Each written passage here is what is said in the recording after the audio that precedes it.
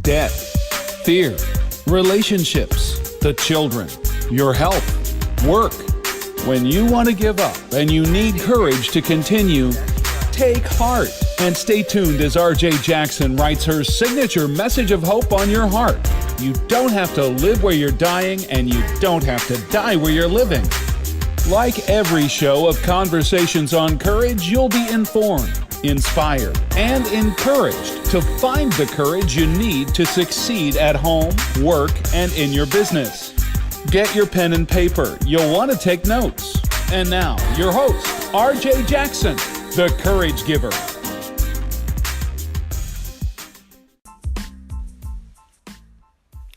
Hey now, happy Tuesday, and welcome back to the table. You talk about authentic, down-to-earth conversation. Well, we had one last week, as in every week. And let me just remind you, today is no exception. We got lots for you to talk about today. Oh, yes, we do. Matter of fact, we're going to talk about you, but to your face, so don't worry. Yes, you see, today, I get to talk to you and encourage your heart about confidence. Knowing who you are, understanding your worth and your value. So I'm excited about this opportunity to inspire you to take a risk with confidence. We got that and more all in store just for you. But first, here's 60 seconds of something amazing with leadership expert John Bentley. Today's quote is from Brittany Renee. I would much rather have regrets about not doing what people said than regretting not doing what my heart led me to and wondering what life would have been like if I'd just been myself. You see, it's much easier to follow in someone else's footsteps, but believing in yourself and making your own choices can be daunting at times. It is, though, an important part of the learning and growing process. I want you to think about this. Mistakes are teachers, and the victories for overcoming those mistakes are windfalls. You see, you'll experience true celebration only when you live your life through your own heart and mind. When you start being yourself, you will start to grow, and you will no longer have regrets by being what someone else wants you to be. So here's 3 tips for learning to be yourself. 1, determine if you are doing what is right for you. 2, ask yourself, if I do this, can I and will I pat myself on the back when it is completed? And 3, just allow yourself to be who you are rather than what others think you should be. I'm John Bentley. You can stay connected with me at power2transform.com. That's www.power2transform.com for more amazing motivation. Thanks, John. You're amazing. You're listening to Conversations on Courage with your host, RJ Jackson, the Courage Giver. Quick, call your friends and invite them to listen in. So today I get to encourage your heart. I get to inspire you to take a risk with confidence. So let's just quickly talk about confidence. You know, people look at me and they go, wow, you have such a confidence about you. Where did you get that confidence from? And I always tell people, well, certainly not from Neiman Marcus, nor from Nordstrom. This confidence that I have is the confidence that says this, knowing that God has started something good in me and that He's going to complete it. Now, if He started it, all I got to do is partner with it. And you know what? That's what I decided to do. I didn't always make that decision. There were times that I was unsure of who I was. There were times I hid under and was covered up with shame. But then I realized, no, wait a minute. God started something good. And those things that happened, they came to make me better, to build my confidence and my character. So let me just figure this thing out. Now, most of you know I was a daddy's girl. Actually, still am. Because once a daddy's girl, always a daddy's girl, right? So being a daddy's girl, I really wouldn't go anywhere without my daddy. I hid behind my daddy. He was my protector. But also, I hid behind him because I didn't have the courage to walk alongside of him and hold his hand as he was trying to get me to do. I was like, no, I can't. No, I don't know how. My confidence was shot. But it wasn't until I literally made up my mind and I said, wait a minute, I have value. Wait a minute, I have something to offer. Wait 1 minute. I am somebody. I had to stop comparing myself to other people. Now, this came when I was in my 20s, so I haven't always been this way. And it got stronger as I began to flex my confidence muscle. So here are 3 things I want to share with you today on how you can flex your confidence muscle. Number 1, know what you do best. We all have talents.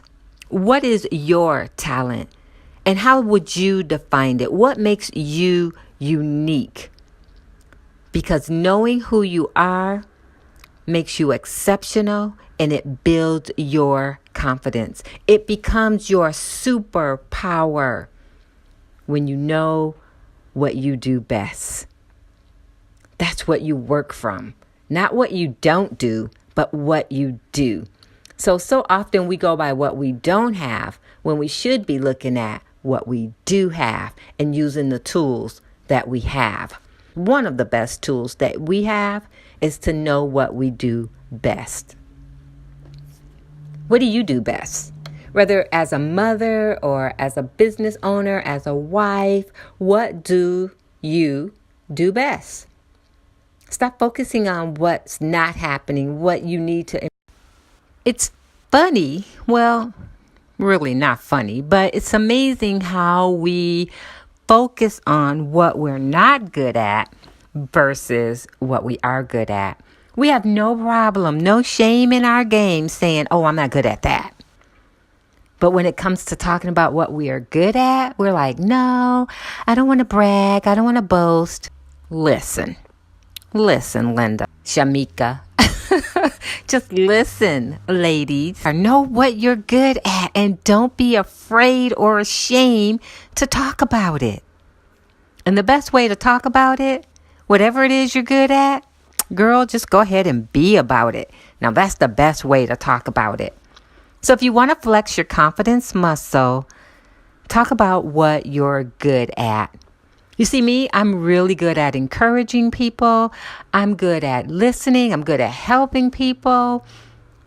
Know who you are and what you're good at. There's value there.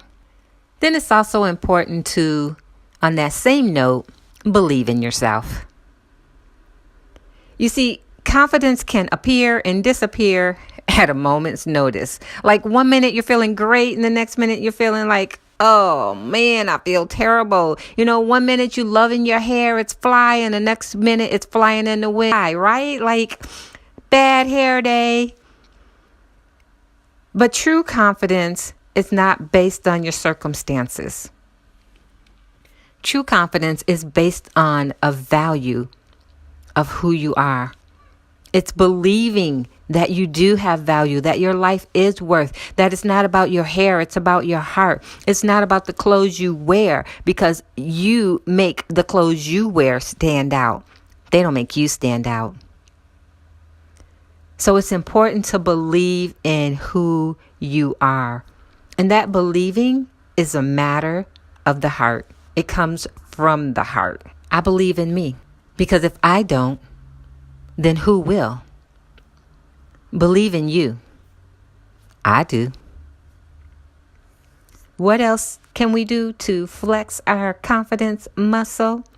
Well, we can make sure that we, number one, and of course I've saved the best for last, one of the most important things to do is to identify your purpose.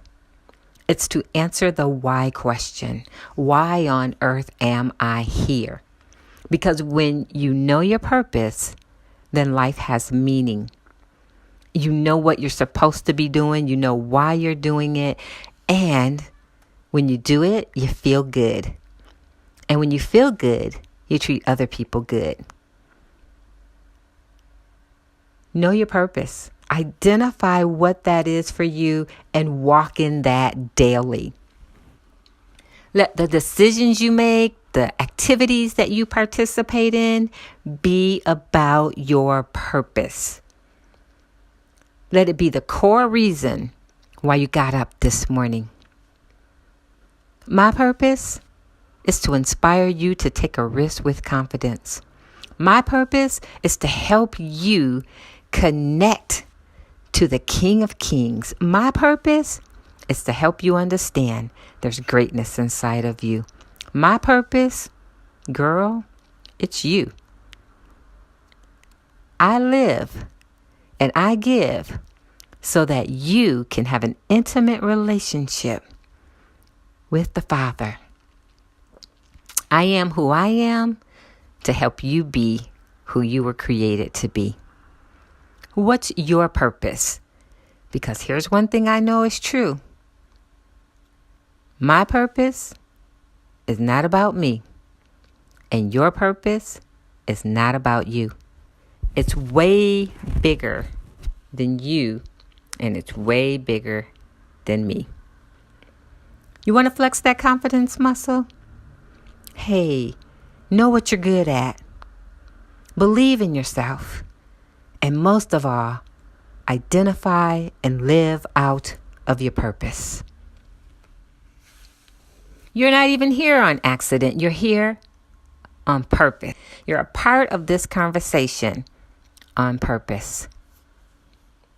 So we got some flexing to do. We got some muscle building to do. Are you ready? Courage and confidence are required. What one step out of the 3 that I've shared today are you willing to investigate just a little bit more so that you can live life on the other side of fear? I'd love to know. Remember, you don't have to do this alone. If you need someone to walk alongside of you, inspire you to take a risk with confidence, girl, let's have a conversation on courage. For now, let's go to our author's corner and meet our author for the week. Joining us at the table today from our author's corner is mindset maven, author, and speaker, Athena Blue. Athena, mother of 5, health coach, emotional wellness, fitness, and an RN for over 40 years, is an advocate for helping women create healthy food relationships by teaching them the importance of maintaining a good work-life balance. Today, Athena will be sharing with us from the book, Life on the Other Side of Fear. Join me in welcoming Athena Blue to the table. Athena, welcome, beautiful. We're excited about having you as our special guest in our Author's Corner. Thank you so much. I'm so honored to be here on your podcast. This is an amazing experience for me because this is my first time. Yay! Awesome. Yay. Now, I know this might be your first time, but you have lots of experience in the healthcare field. You're an advocate for women who want to create healthy and whole life in their relationships, and you're an emotional wellness specialist. So I know you have lots of experience with that. Tell us your story. Well, my personal story starts, a while ago, but it all began, with my husband with his medical crisis, and that kind of woke me up to the way things were. You know, people are in healthcare, but they don't really know about healthcare. They know about it from a certain particular aspect. But healthcare is more than just the body. Healthcare is nutrition. Healthcare is the soul. Healthcare is the spirit. You know, we are a total being. We're not just one facet of an entity. And modern traditional healthcare has its place. Please don't think I'm wrong, but it doesn't focus on the whole total being. And when someone is ill, it's not just one facet of a problem that's wrong. It's the whole total person that needs healing. And that's where I came to realize when my husband had his health crisis. So what I hear you saying is that health is about wholeness. When you have total health, when you are in balance, you are healthy. I'm just saying that the flesh is not the only thing that can go wrong. When your flesh is faulty or ill, that means there's a deeper source of something that's wrong, and that needs to be addressed and corrected before your fleshly body can heal and properly regenerate itself. And what I understand is what you do is you help women overcome their fears, deal with things such as depression, bullying. Oh, yes. What are some of the other things that you help women with? Well, for me, depression is rampant out there. I suffered from depression growing up, even until the time I was like in my 40s. And I see it every day when I go out. Amongst young people, depression is so rampant. Every day in the hospital where I work at, I see more and more young people that are already on medication for depression and anxiety. These are teenagers. Their minds are still forming, and they're on medications that alter their mind. So we need to really focus on our children and get them on good, healthy foods, and give them some tools that they can use to get rid of or deal with stress. Because right now, our children don't know how to deal with stress. And it's amazing that they don't, but we don't give them the tools. We don't have the tools. And I had to learn the tools to deal with stress because I was harming myself. My body. It was breaking down until I realized and stopped that I had to learn how to respond to and not react to stress. So once you learned that, you made it your goal to help people regain their physical health, and you took time to show them how to find emotional wellness. You not only do that as a coach, but as an author. You are a part of an anthology, Life on the Other Side of Fear, with your chapter being My Wake Up Call. Mm-hmm. What was your inspiration? Well, my husband, you know, like I said, his health crisis was my wake-up call. You know, I had been a nurse for well over 20 years at that time. And then when he came down, was diagnosed with stage 4 prostate cancer, it was such a shocker because on the outside, he looks like the picture of health. But on the inside, he wasn't. He was not. That man was had spent 20 years in the military, which was good for us, a good career, you know, and we traveled every place and we learned and did a lot of things, but it took a toll on his body. And then when he was diagnosed, it forced me to look at the way we were eating because traditional medicine, they don't know about eating. That was one of my questions I asked the doctor. Since he has cancer, what should or should he not eat? The doctor looked at me like, you know, with deer in the headlights look and said, I don't know. He looked at his nurse practitioner, and she looked at me and said, look it up. And so I did. And that started my journey to become a health coach. Thank you for sharing your journey and for your courage to put the pen to paper and write it. How about you take a moment and share some of your story with us?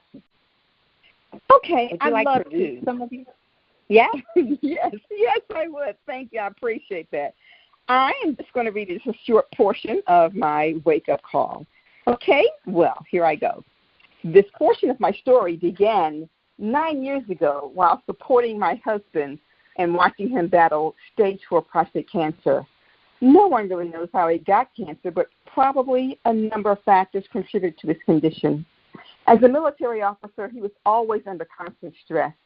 He rarely slept well, rarely had any time off, and was always planning field operations. He didn't eat regularly, and when he did, it was mostly junk food. This was just his first tour of duty as well. And I know he wasn't the only person in the military working under these conditions. I believe, though, these conditions set him up for his ultimate health challenge. At the time, I didn't know much about nutrition, although I was a nurse. Working in healthcare, nutrition was not taught in nursing school. Can you imagine that?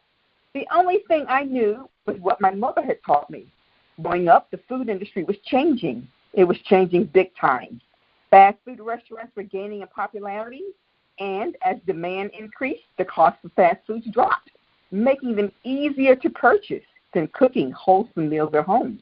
We were all led to believe that this was a good thing, that we can now buy our meals instead of cooking it. And why would we think that the foods we bought would do us any harm? Well, when my husband was diagnosed, it was a wake-up call. Although I had been noticing at work how we were servicing more people who were sicker and younger, I didn't begin to make the connection between what we eat and the diseases we get until he was diagnosed. This forced me to take a hard look at our diet and lifestyle, and I found it lacking. I began researching how foods affect the body, what foods support health, growth, fight cancer, etc. Besides, when I asked his oncologist what foods he should or should not eat, he had no answer. His nurse practitioner didn't either. She told me to look it up on the internet, which is how I got started on my journey. That is when I decided to become a health coach. I wanted to help others as well as my husband and family.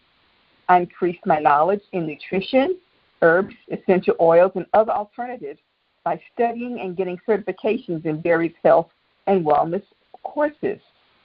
These skills I teach my clients are designed for them to become self-sufficient in taking care of their physical and emotional needs and not to keep them as forever clients. Now, nutrition is just one important piece to good health. Mental and emotional healing is another one.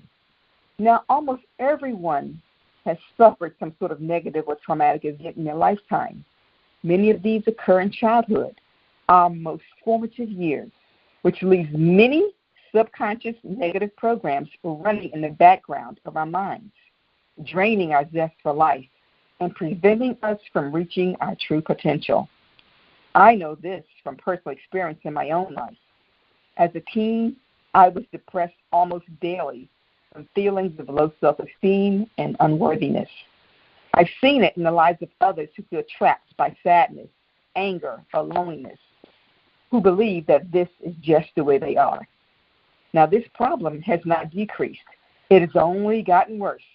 As each generation experiences some sort of trauma, whether physical or emotional, it is packaged up and put in their mental suitcase to be carried around with them everywhere they go. This is called baggage.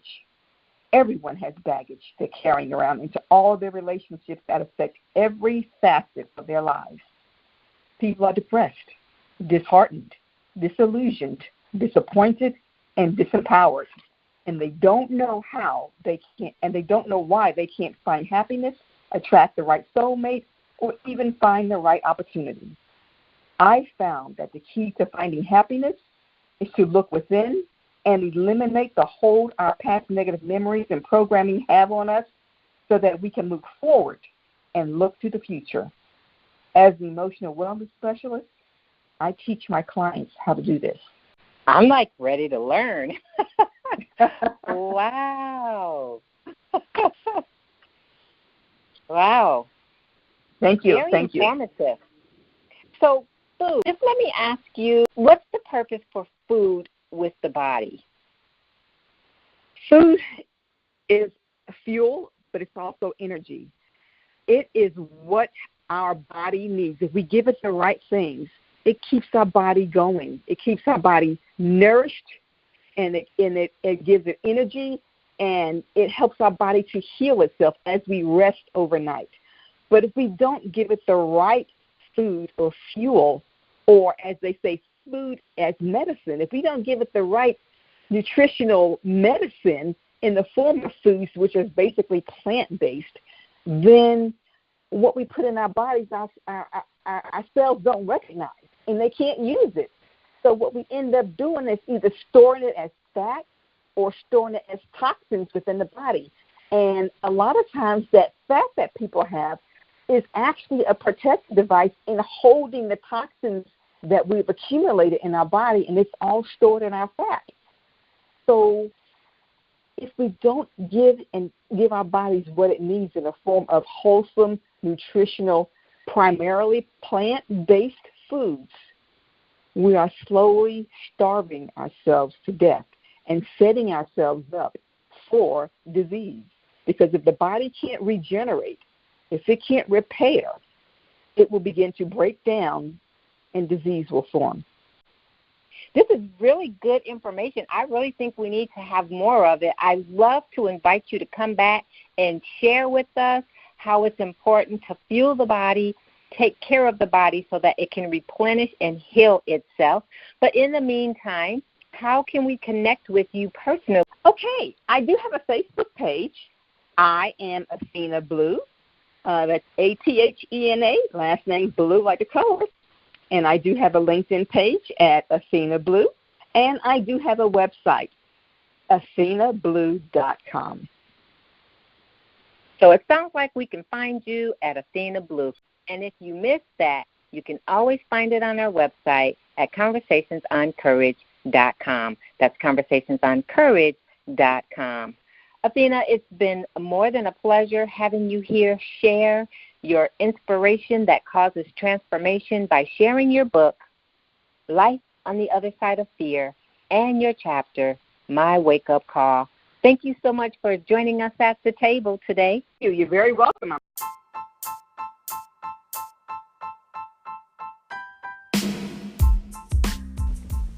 Well, what can we say? Another day here at the table on Conversations on Courage, where we absolutely, positively kept our promise to you.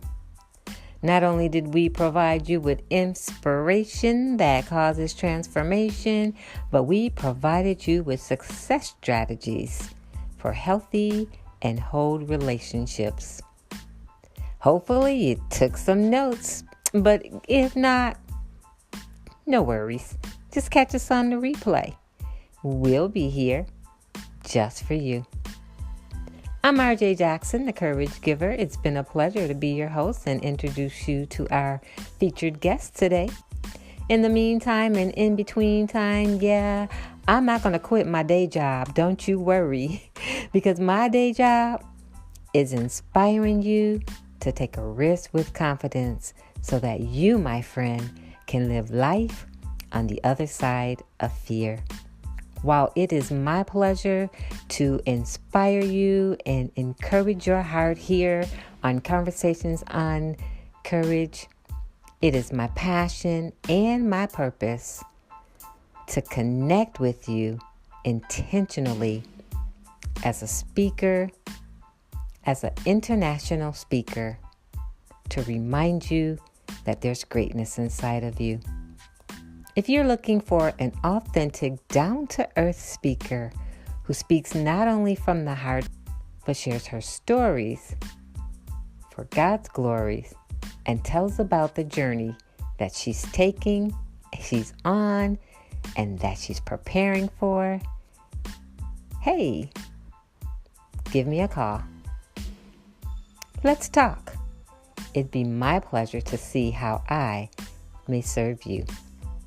In the meantime, in between time, as I like to say, keep up your courage, take a risk with confidence, and stay blessed indeed. We'll be here again next week, same time, same purpose. And you, my friend, well, you're the reason why. So we hope to see you then. In the meantime, don't forget to follow me online. You can catch me on Instagram, LinkedIn, Facebook, Anchor, and all social media platforms at The Courage Giver. You can visit my website at thecouragegiver.com. That's thecouragegiver.com. Bye for now.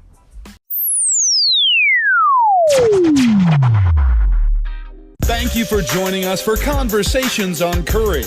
Now that you've been inspired, informed, and encouraged, it's time for you to take action. So head on over to thecouragegiver.com. That's thecouragegiver.com and connect with RJ for a personal conversation on courage. She's waiting to help you take the risk you need to succeed.